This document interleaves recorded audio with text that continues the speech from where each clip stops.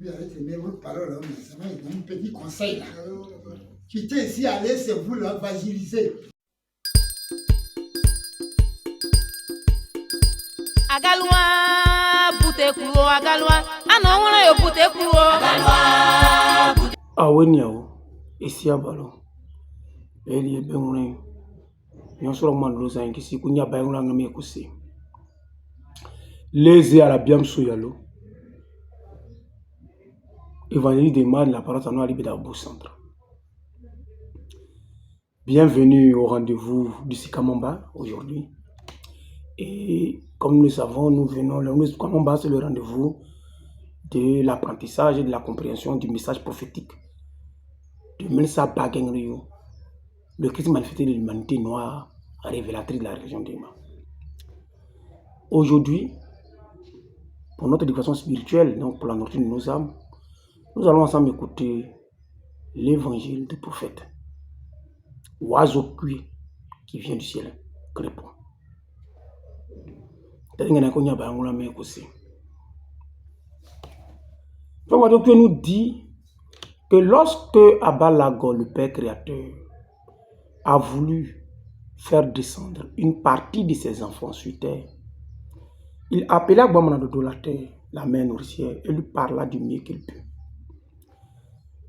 Mais celle-ci lui rétorqua: tes enfants sont mauvais. Je ne peux pas les recevoir. Alors le père insistant lui disant: si tu les reçois, mes excréments vont fructifier ta matière. Et puis, tu seras la gardienne. Tu vas suivre les faits et gestes, de sorte que tu me rapporteras le bien qu'ils feront et le mal qu'ils feront. Et celui dont le mal excédera le seuil que tu peux tolérer, tu te suffiras de me rendre compte et il sera rappelé. Mais en tout état de cause, à la fin de la vie de chacun, tu reprendras ta matière. Alors la terre accepta, mais en fixant une condition. Celui parmi eux qui allait s'attaquer à son prochain en mangeant sa chair, il ne pourra pas déféquer sur elle. Alors Abalago accepta. Moi, je peux dire, après ce moment-là, la terre a produit les végétaux, les animaux, tout ce qui était indispensable. Et finalement, elle a produit les hommes. Et lorsque les hommes sont venus, ils ont commencé à vivre, ils ont commencé à construire des villages, ils ont commencé à se développer. Abalago, content, décida alors d'envoyer aux hommes son esprit puissant, un esprit divin, qui s'appelle Timtiaka, pour qu'il descende les bénir afin qu'il puisse se développer davantage. Mais moi, la terre a donné son veto, opposa son veto à cette volonté du Père en lui disant: les hommes vivent, ce que tu vois là, c'est parce que je leur tolère beaucoup de choses. Mais je ne supporte pas qu'ils enterrent des canaris, ils enfouissent des canaris dans mon sein. Donc,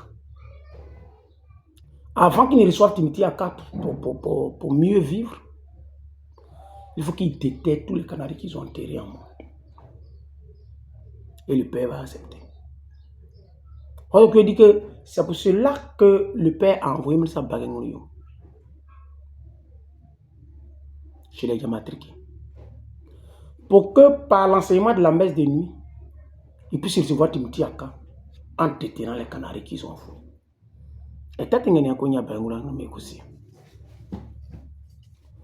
L'évangile de Oiseau Cuit est un évangile bien particulier.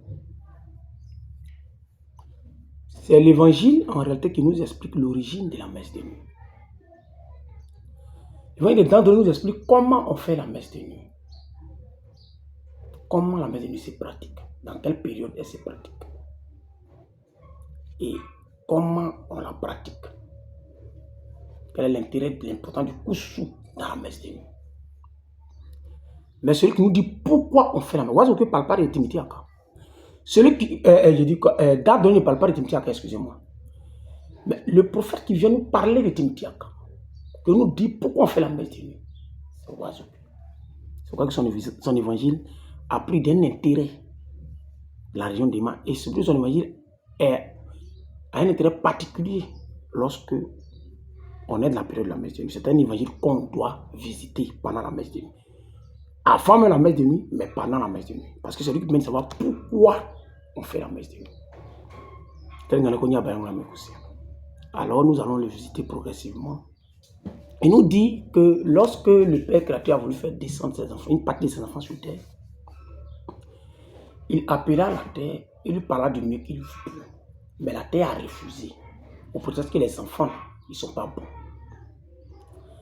Pourquoi Abba Lago, qui est le 3 fois saint, celui qui est saint en nature, saint en attribut et saint en pouvoir, pourquoi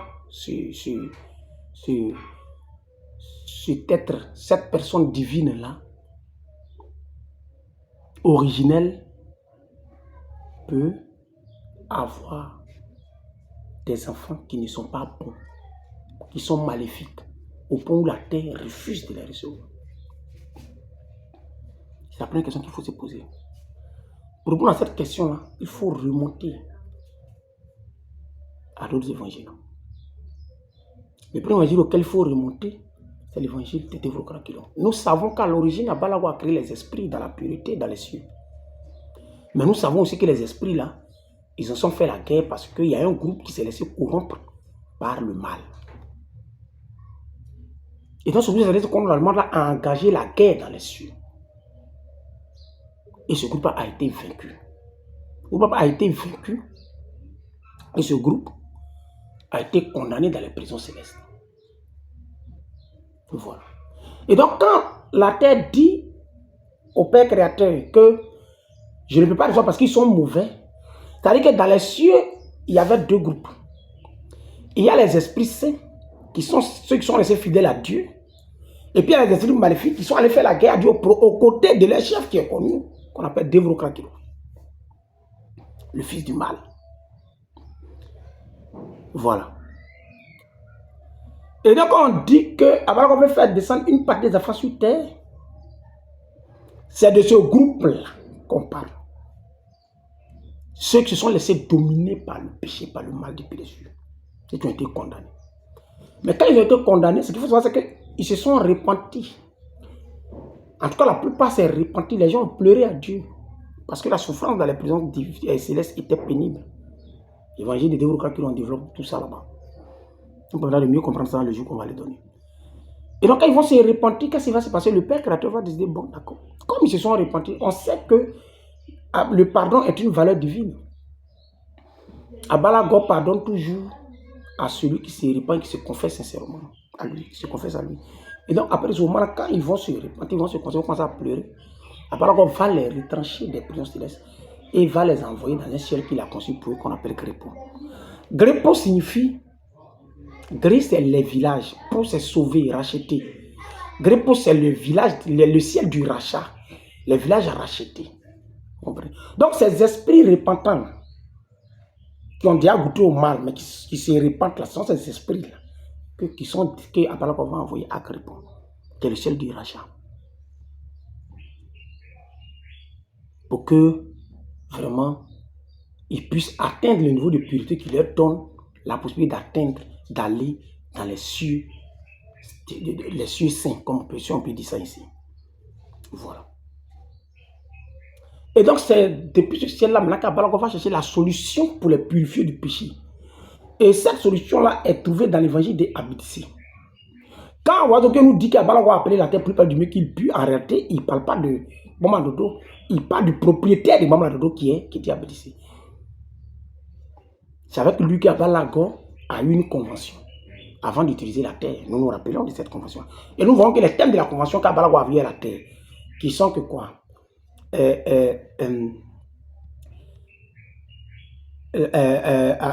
Abdissé sera le gardien à travers le Dodo de la terre, des humains, des créatures qu'il va recevoir. Le fait que celui qui pêche, si son péché a atteint un certain niveau, que la terre rend compte à Dieu, effectivement, il sera rappelé de façon précoce avant le temps prévu. Du fait que les excréments des créatures seront un bonus pour la terre. Du fait que lorsque l'un d'eux meurt, une créature meurt, elle sera enterrée pour restituer à la terre et donc à Abédissé son dû. Cette convention-là, on voit très bien cette convention qui est dans le livre de Guédia, c'est la même convention que la terre établie avec Abalago. Voilà. C'est pour dire que la terre appartient à la propriété d'Abédissé. Voilà. Donc la terre gère la création au nom de Guédia Abédissé. Voilà. Donc quand Ouazoké dit que Dieu a appelé la terre pour lui parler du mieux qu'il peut, en réalité, il dit que Dieu a appelé Abédissé son propriétaire pour lui parler. En réalité, c'est ça en fait. C'est cette réalité-là qui nous reprend. Voilà. Donc, voilà. Donc, il faut savoir que nous sommes sur cette terre-là pour un but. Il y a beaucoup qui prennent pour dire que l'homme est sur cette terre pour adorer Dieu. Ils nous reprennent les thèses islamistes là dans le Déima. Non. Le Déima, nous sommes sur cette terre-là pour nous purifier du mal qui est en nous. Le mal qu'on a semé en nous, en continuant de vous croire que dans les cieux, c'est ce mal-là qu'on est venu se purifier sur cette terre. Sinon, les esprits saints, les bons esprits, les vrais esprits qui n'ont pas côtoyé le péché, là, sont dans les cieux. L'évangile même dit une partie de ses enfants, et l'autre partie est restée où? Et pourquoi une partie doit descendre pour que l'autre la reste? C'est quel critère? Cette partie qui descend vient en purification.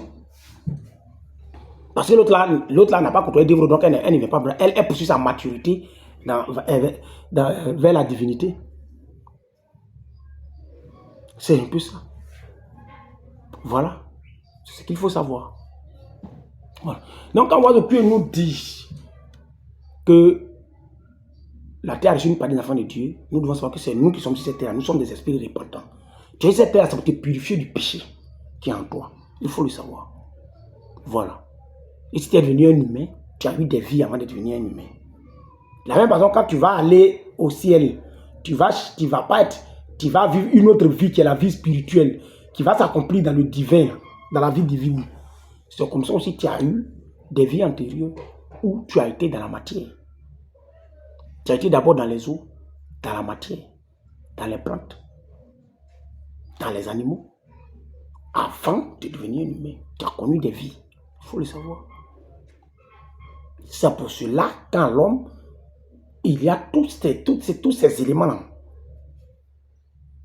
Voilà, ça il faut le savoir. Voilà, c'est pas une affaire de je crois, c'est ce qui est. Voilà. Donc ça c'est d'abord, c'est des stades de purification, ça on le voit dans l'évangile des Signawa, où on a les 7 étapes de la création qui sont les 7 étapes de la maturité, les 7 maturités qu'il faut avoir pour valider sa vie terrestre. Voilà. Et donc, à partir de ce moment, la terre, comme Ouazoké nous dit, va produire tout ce qu'il faut. C'est-à-dire, Dieu, la terre va permettre que Dieu crée. Maintenant, Abédissé va permettre que Dieu crée tous les éléments de la création. Voilà, Dieu met en place tous les éléments de la création terrestre pour que la vie terrestre soit en harmonie, soit un ensemble d'harmonie. Voilà, et donc, nous voyons qu'il y a la matière, il y a les végétaux, il y a les animaux, il y a tout. Voilà, il y a les cieux physiques que nous voyons tout ça. Voilà. Et Ouazoké nous dit, après ce moment, quand l'humanité va venir, les hommes vont commencer à vivre. Abalago sera content parce qu'il va voir que les hommes vivent. Ils vivent mieux qu'il avait espéré, mais c'est normal. Voici des esprits qui ont vécu dans le chaos depuis les cieux. Tu lui as envoyé le chaos depuis les cieux. Même malgré où ils sont, ce n'est pas facile. Parce que le mal est en eux. Et ils viennent sur terre, ils arrivent quand même à créer des lois, à harmoniser la vie, tout et tout. Mais le Père, il est content. Il y a du mieux. Ce n'est pas une question de perfection. C'est une question d'amélioration. Et le Père, il aime ça. Voilà. Il aime ça. Que tu grandisses vers le bien ou dans le bien. Ça, c'est la volonté du Père. Donc, il est content. Il dit, moi, je vais aller envoyer Timtiaka, un autre esprit surpuissant, qui est un esprit divin, pour qu'il descende. Parce que dans les cieux, il y a les esprits saints, il y a des esprits divins. Voilà. Et les esprits divins, le premier esprit divin, c'est Jésus. C'est voilà. C'est un peu ça. Voilà. Donc, il va envoyer Timtiaka, qui est aussi un esprit divin, qui lui va venir donner le développement aux hommes pour qu'ils puissent encore porter leur niveau de vie, leur qualité de vie à des niveaux meilleurs. Voilà. Mais la terre va dire non. Avant de leur donner un tel pouvoir, il faut qu'ils se purifient. Il faut qu'ils déterrent les canaris qu'ils ont enfouis. Parce que c'est parce que je tolère certaines choses qu'ils arrivent à s'harmoniser. Si je voulais sanctionner tout ce qu'ils font, il n'y a pas un parmi eux qui allait rester ici. Mais c'est parce que je tolère. Mais ça, avant qu'ils ne puissent se développer correctement comme il se doit, il faut qu'ils déterrent les canaris qu'ils ont enfouis. Voilà. Vous voyez, les canaris, quand je me sais que les canaris, c'est quoi? C'est vrai qu'on a les canaris physiques qui sont les canaris maléfiques, qui sont enterrés dans la terre pour faire du mal aux gens, hein, voilà, pour nuire à tout le monde, pour nuire même à la terre. Voilà. Ça, ce sont ces canaris. Et quand à ce niveau-là, quand l'évangile de Dieu est venu et que ce message de détruire les canaris est arrivé, les canaris physiques est arrivé, mais ça, effectivement, a consacré des gens,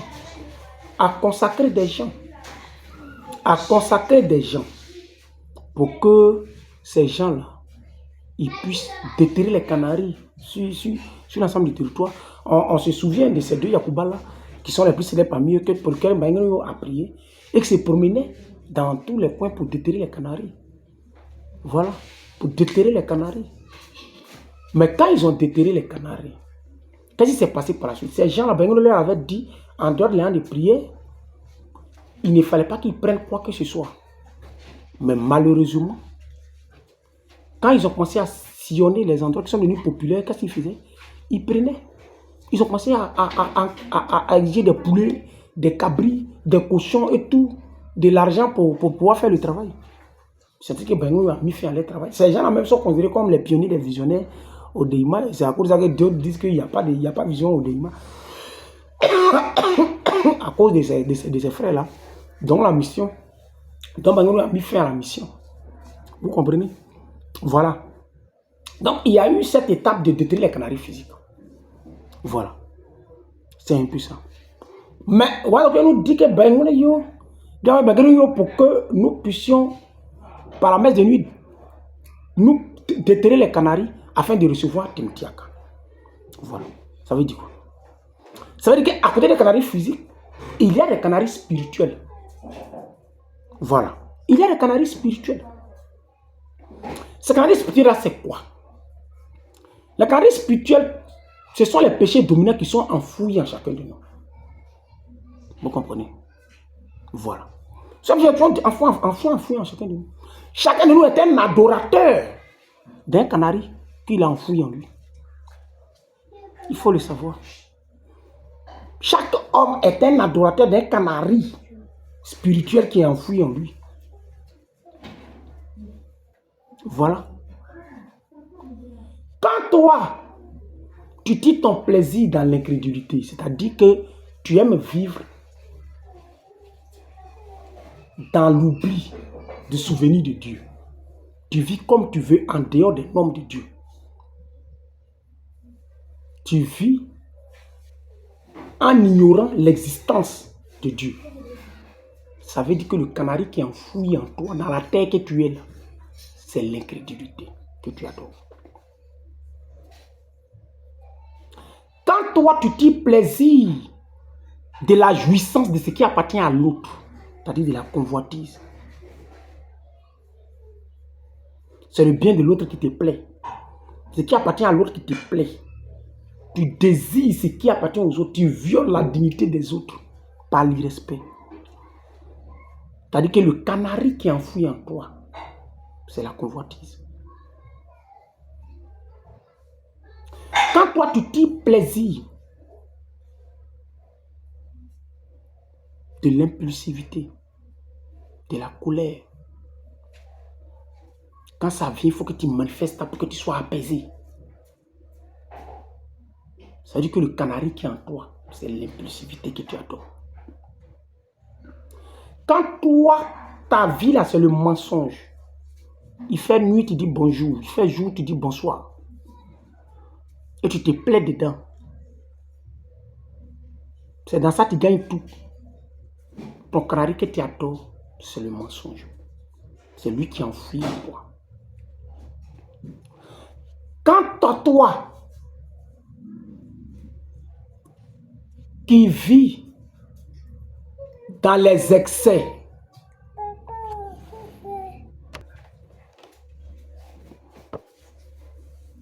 quand toi, c'est les excès de table qui te plaisent, tu vas manger, tu manges, tu es rassasié, tu mets dessus, tu bois, tu bois, tu bois. au-delà du raisonnable. C'est ça qui te fait plaisir. Le canari qui est enfoui en toi, c'est l'insatiabilité. Ou si tu veux la gourmandise. Quand toi, tout est l'argent pour toi, l'argent ou rien, tu accumules. Demain, on a besoin de te demander, tu ne donnes pas. Tu es prêt à tuer pour augmenter encore. Quand il s'agit d'argent, il n'y a pas de sentiment pour toi.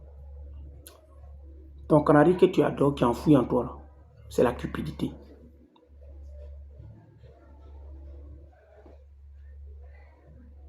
Quand toi, c'est le pouvoir ou rien, tu aimes dominer les autres. Tu aimes assujettir les autres. Quand tu as un brin de pouvoir, il faut que les autres le sentent. Tu vas les piétiner. Ton pouvoir est un joug pesant sur la tête des autres. Quel qu'il soit partout où tu es, quand tu as un pouvoir sur moi, les autres vont sentir ça. Pour toi, le pouvoir ne signifie pas servir les autres, mais profiter d'eux. Le canari qui est enfoui en toi et que tu adores, c'est la tyrannie. Quant à toi, qui tire plaisir de l'impureté, du sexe désordonné, comme on dit l'homme père polygame, tu as officialisé la débauche. Tu tires sur tout ce qui bouge et tu bouges tout ce qui tire. Quant à toi, la femme, 2 gars, 3 gars, 1 gars par paroisse, 1 gars par ville. Une véritable poubelle spirituelle. Ton canari qui est en toi, c'est la souillure. C'est la souillure. Toi qui aimes coucher femme de tes camarades, c'est la souillure. Tu es une poubelle spirituelle que tu adores. Une poubelle spirituelle est enfouie en toi et tu l'adores.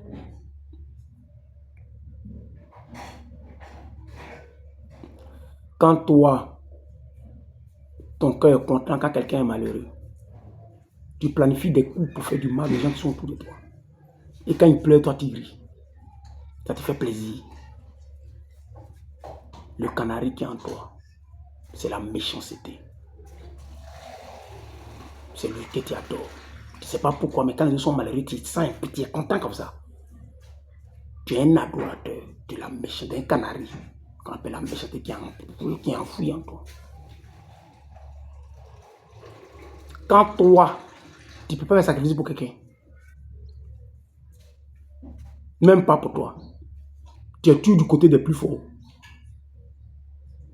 Tu ne peux jamais dire la vérité si elle peut te nuire. Non, non, non. Tu as peur de contrarier qui que ce soit. Tu as peur. Selon toi, tu es ça et tu évites les conflits. Non. Tu es un adorateur de la lâcheté. C'est le nom de ton canari qui est enfoui en toi. Quand toi, tu ne pardonnes pas, tout ce qu'on te fait, tu pardonnes. Si quelqu'un te fait quelque chose, non, là, c'est gâté. Tu ne peux pas pardonner. Tu dois rendre ton coup. Tu es un adorateur de l'intolérance. C'est le nom du canari qui est enfoui en toi. Quant à toi,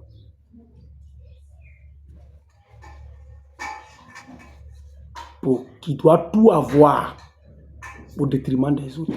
Tout pour moi, rien pour les autres. Tout ce qui est bon, c'est pour toi. C'est toi seul. Quand quelque chose est bon, c'est toi seul qui dois être devant. C'est toi seul qui dois en jouir. Pas les autres. Tu es égoïste. Orgueilleux. C'est l'orgueil qui est enfoui en toi.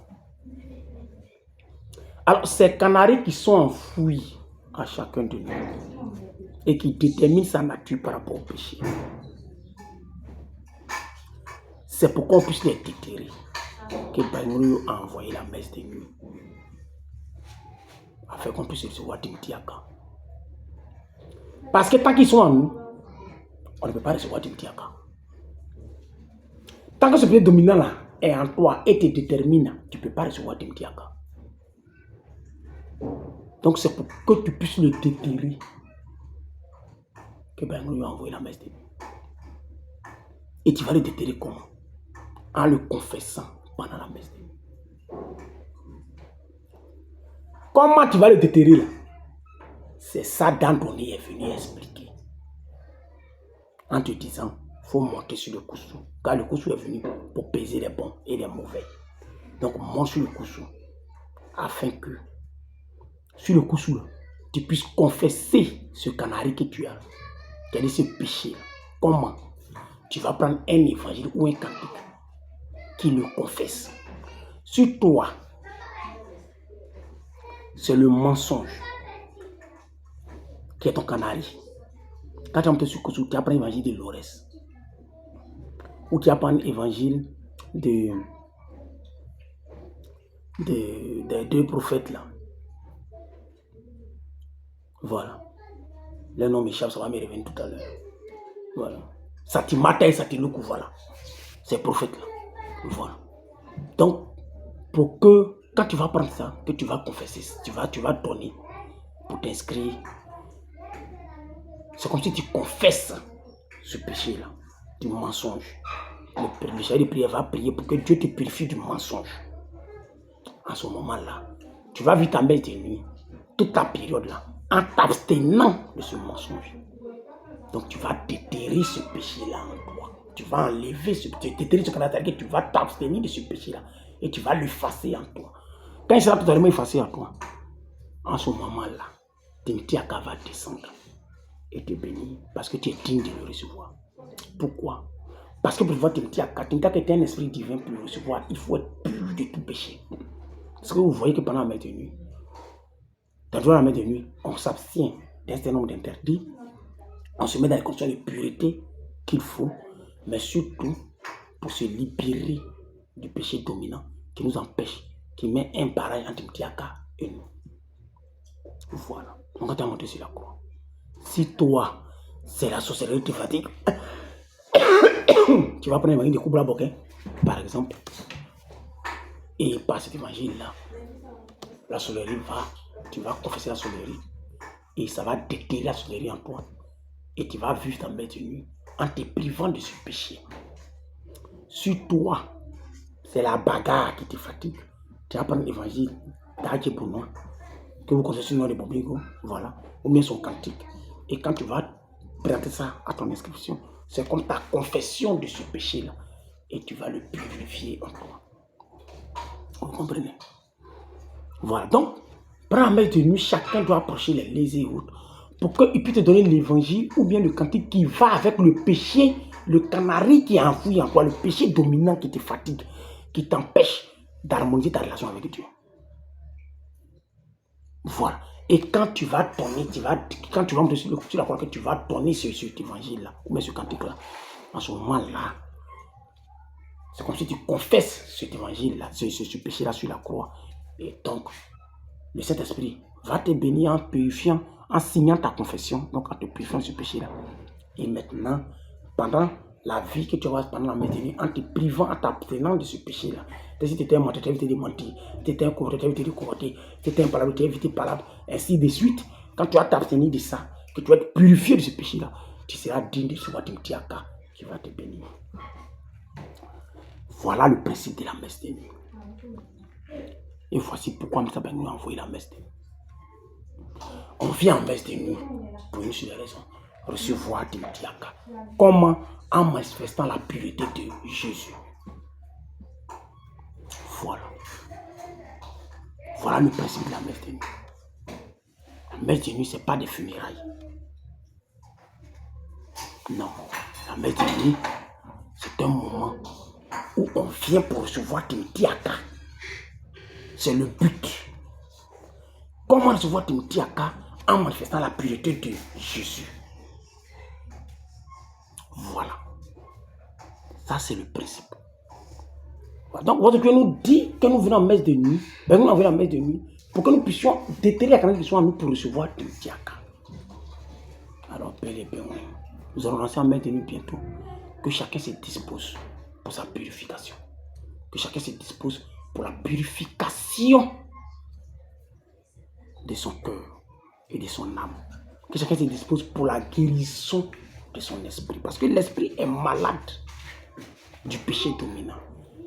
On nous dit, la sacrément après Azia Yabani. Pourquoi? L'esprit, il ne meurt pas, mais il est malade. Pourquoi? Il est malade du péché dominant qui le fatigue. Donc la messe de nuit est un moment de purification. Quand tu vas te purifier, tu vas guérir ton esprit malade. Et donc tu vas recevoir des diacres qui va te bénir et va te permettre de te développer dans ta vie. Et si chacun est purifié, qu'il est développé, que sa vie se développe, c'est le développement de tout le monde. Vous voyez, c'est la spiritualité qui appelle le développement. Ce n'est pas la politique. Il faut le savoir. Voilà. Les Arabes faisaient la politique depuis longtemps. Mais comme ils vivaient dans l'impureté et dans l'idolâtrie et tout, c'était un peu comme ça. Mais quand Mahomet a envoyé l'islam et qu'il leur a révélé le mystère de la pénitence, qui met par ça, ils ont reçu Timothy à leur niveau là-bas et ils ont été bénis. Le catholicisme, en instaurant le carême, a permis aux esprits divins de descendre sur le continent européen et de booster encore plus leur développement. C'est comme ça, par rapport à la messe de nuit, le monde noir va recevoir les esprits qui vont lui apporter le développement. Parce que c'est l'évolution, le développement, c'est la spiritualité, le développement spirituel qui appelle le développement scientifique, qui appelle le développement technologique, qui appelle l'industrialisation, qui appelle le développement économique, qui appelle l'aide de la communication et tout le reste. Tout part de la spiritualité. Et donc, l'appel de la messe de nuit va nous permettre de nous purifier pour recevoir tous les esprits de développement qui vont faire qu'on va aller de l'avant. Développement spirituel, parce qu'effectivement, la messe de nuit permet, en nous purifiant, permet aux guides consacrés aussi à la chose spirituelle d'accroître les pouvoirs spirituels, c'est-à-dire de demeurer, d'augmenter le niveau de présence divine, de présence dans le divin, et donc d'ouvrir la brèche qui envoie les bons esprits, les esprits saints sur terre. Voilà. Et donc, bel et bien, nous allons rentrer bientôt en messe de nuit. C'est vrai, il y a des paroisses où les gens sont très nombreux, qui ont des règles dérogatoires à ce principe-là. Voilà. Quand ils sont nombreux, bon, souvent on prend la haute règle, on prend tout. C'est pas mauvais, c'est aussi un travail de Dieu. Mais dans les prières, il faut toujours prier pour que Dieu purifie les gens qui montent sur la croix du péché qui est en eux. C'est très, très, très important. Voilà. Et il est préférable même, en fait, que la personne vienne dire « Je m'inscris avec le cantique de tel prophète » et qu'on coupe, même s'il ne donne pas, il y a tel prophète qui dit le péché est dominant en lui, que bon, autre chose, mais Dieu est souverain et il faut reconnaître que les guides sont dans une dimension souvent qui leur permet d'avoir des messages par lesquels Dieu leur donne la solution, qui apporte aussi la bénédiction aux uns aux autres. Donc, bel et bien, la messe de nuit est un moment consacré pour recevoir des diacres par la purification. Voilà, qui est la confession des péchés dominants qui sont enfouis en nous. Alors, bel et bien, nous entrons en messe de nuit. Que chacun entre en lui-même, identifie le péché dominant qui est un obstacle à son évolution spirituelle et travaille à se purifier de ce péché-là. Cherche dès maintenant l'évangile ou bien le cantique qui lui permettra de se purifier de ce péché-là afin de le présenter sur la croix à la messe de nuit et de vivre après la messe de nuit en s'abstenant de ce péché-là. De sorte qu'après la messe de nuit, il puisse continuer sur son chemin de purification pour que Timothy Aka non seulement puisse le recevoir pendant la messe de nuit, mais qu'il puisse demeurer dans sa vie, qu'il puisse demeurer en présence de lui, afin que sa vie puisse aller d'évolution en évolution et qu'il connaisse le développement pour son développement personnel et pour le développement collectif de la communauté. Si nous avons compris ce que nous devons faire, qu'il nous purifie de nos péchés dominants, qu'il nous aide à déterrer les canaries enfouis en nous, afin que chacun de nous puisse prendre cette mélodie qui vienne là recevoir Timitiaka pour son développement personnel et pour le développement du monde noir tout entier. Et peut-être qu'il y a encore ni à Béangurangame et que c'était. Galwa,